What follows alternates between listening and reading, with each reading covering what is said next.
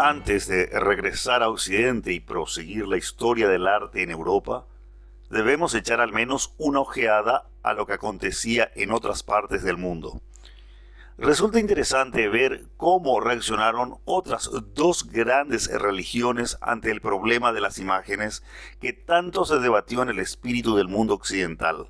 La religión de Oriente Medio, que barrió con todo lo que vino antes en los siglos 7 y 8, fue la religión de los musulmanes de Persia, Mesopotamia, Egipto, norte de África y España. Fue más rigurosa aún que el cristianismo en este aspecto, prohibiendo de manera absoluta las imágenes. Pero como al arte no se lo suprime fácilmente, y los artistas de Oriente, a los que no se les permitía representar seres humanos, dejaron correr su imaginación en formas decorativas y lineales, creando la más sutil ornamentación de tracería, lo que hoy llamamos arabesco. Supone una experiencia inolvidable pasear por los jardines y salones de la Alhambra y admirar la inagotable variedad de estos esquemas decorativos. Fuera incluso de los dominios del Islam, el mundo se familiarizó con aquellas invenciones a través de las alfombras orientales. Sus diseños sutiles y la riqueza de sus gamas cromáticas se lo debemos, a fin de cuentas, a Mahoma, quien alejó del espíritu del artista a los objetos del mundo real para impulsarlo hacia el maravilloso mundo de las líneas y los colores. Algunas variaciones del Islam posteriores fueron menos estrictas en su interpretación del repudio de las imágenes, permitiendo que se representaran figuras siempre y cuando no tuvieran ninguna significación religiosa. Las ilustraciones de novelas, historias y fábulas realizadas en Persia a partir del siglo XIV y también posteriormente en India, bajo el dominio de los musulmanes mogul, muestran cuánto habían aprendido los artistas de esos países de la disciplina que les redujo a dibujar formas lineales. La escena a la luz de la luna en un jardín de una novela persa del siglo XV constituye un ejemplo perfecto de esa maravillosa habilidad. Parece un tapiz que haya adquirido vida en un mundo de cuento de hadas. En él hay tan escasa ilusión de realidad como en el arte bizantino, incluso menos que este. Carece de escorzos, no intenta mostrarnos la luz y la sombra, ni la estructura del cuerpo.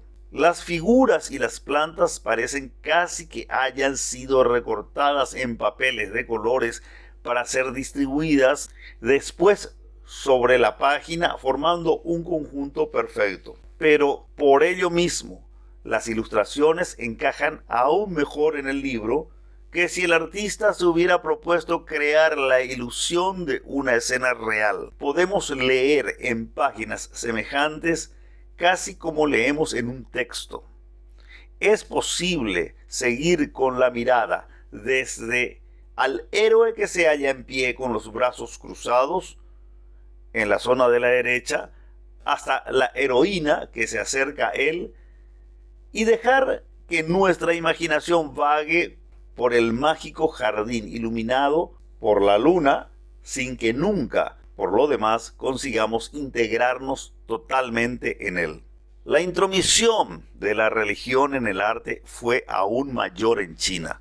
Sabemos muy poco acerca de los inicios del arte chino, salvo que los hombres de aquel país fueron muy expertos en el arte de fundir el bronce desde épocas muy remotas, y que algunas de las vasijas de bronce utilizadas en los templos antiguos se remontan al primer milenio antes de Cristo, habiendo quienes afirman que aún son más antiguas. Nuestras referencias de la pintura y la escultura china, sin embargo, no son tan remotas. En los siglos inmediatamente anteriores y posteriores a Cristo, los chinos adoptaron costumbres funerarias semejantes a las de los egipcios, existiendo en sus cámaras mortuorias cierto número de escenas que reflejan la vida y los usos de aquellos lejanos días. Los artistas chinos no eran tan aficionados como los egipcios a las formas angulares y rígidas, prefiriendo las curvas sinuosas.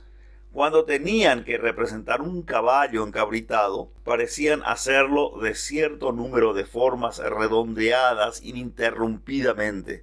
Y lo mismo podemos observar en la escultura china, que parece girar y entrelazarse sin perder su solidez y su firmeza. Algunos de los más importantes maestros chinos parecen haber tenido un criterio acerca del valor del arte muy parecido al sostenido por el Papa Gregorio el Grande. Consideraban el arte como un medio para recordar al pueblo los grandes ejemplos de virtud de las edades doradas del pasado. Uno de los libros rollo ilustrados más antiguos que se conservan consiste en una colección de célebres ejemplos de damas virtuosas escrito en el estilo de las doctrinas de Confucio.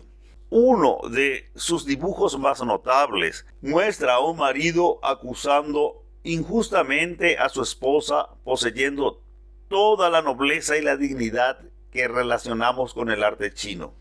Es tan claro en sus gestos y disposición como puede esperarse de un cuadro que también se propone introducir una lección en el hogar. Muestra además que el artista chino dominaba ya el difícil arte de representar el movimiento. No hay nada rígido en esta obra china primitiva, porque la predilección por las líneas onduladas le da un sentido de movimiento a toda esta pintura. Pero el impulso más importante que el arte chino recibió había de venirle probablemente de otra influencia religiosa, la del budismo. Los monjes y ascetas del círculo de Buda fueron representados en estatuas asombrosamente llenas de vida. Una vez más observamos los trazos curvilíneos de las formas de las orejas, los labios o las mejillas, pero sin que se falseen las formas reales. Únicamente les sirve de conexión entre sí. Advertimos que una obra semejante no es casual, sino que cada cosa está en su sitio, contribuyendo al efecto del conjunto. El antiguo principio de las máscaras primitivas es suficiente incluso para una tan adecuada representación del rostro humano. El budismo influyó sobre el arte chino no solamente al proporcionar a los artistas una nueva tarea, sino introduciendo un concepto completamente nuevo respecto a la pintura. Una consideración tal para los logros artísticos como nunca existió en la Grecia antigua o en la Europa anterior a la época del Renacimiento. Los chinos fueron los primeros que no consideraron el arte de pintar como una tarea servil, sino que situaron al pintor al mismo nivel que al inspirado poeta. La religión de Oriente enseñaba que no existía nada tan importante como la bien ordenada meditación. Meditación significa pensamiento profundo. Meditar es pensar y reflexionar acerca de la misma verdad sagrada durante muchas horas. Fijar una idea en el espíritu y contemplarla desde todos los lados sin apartarse de ella. Para los orientales es una especie de ejercicio mental al que acostumbran otorgar más importancia todavía de la que nosotros damos al ejercicio físico o al deporte. Algunos monjes meditaban sobre simples palabras, dándoles vuelta a su mente, sentados días enteros y escuchando el silencio que precede y sigue a la sílaba sagrada.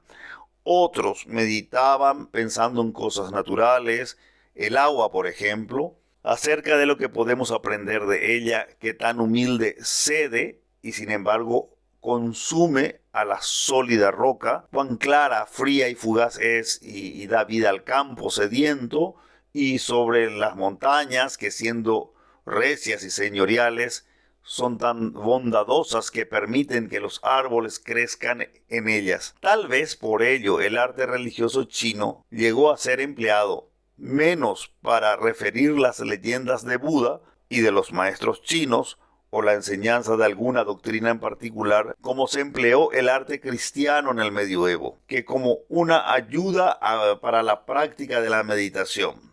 De esta manera, el arte oriental se dirige más a ser un instrumento para meditar que a propagar escenas que podrían ser de catequización, como diríamos en Occidente. Artistas devotos empezaron a pintar el agua y las montañas con espíritu reverente, no para enseñar una lección determinada ni para obtener un fin puramente decorativo, sino para suministrar puntos de apoyo a un pensamiento profundo. Sus pinturas sobre rollos de seda fueron guardadas en estuches preciosos, siendo desenrolladas solo en momentos apacibles para ser contempladas y meditadas al modo que se abre un libro de poesía y se lee y relee en un hermoso jardín, leyendo un poema. Ese es el propósito que anima los más excelentes paisajes chinos de los siglos XII y XIII. No es fácil para nosotros adaptarnos a este estado de ánimo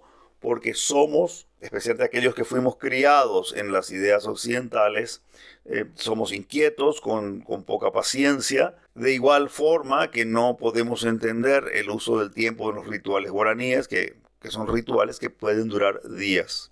Pero si contemplamos prolongada y atentamente una pintura como la de la Ilustración, tal vez empecemos a experimentar algo del espíritu con que fue realizada, así como del elevado fin al que servía.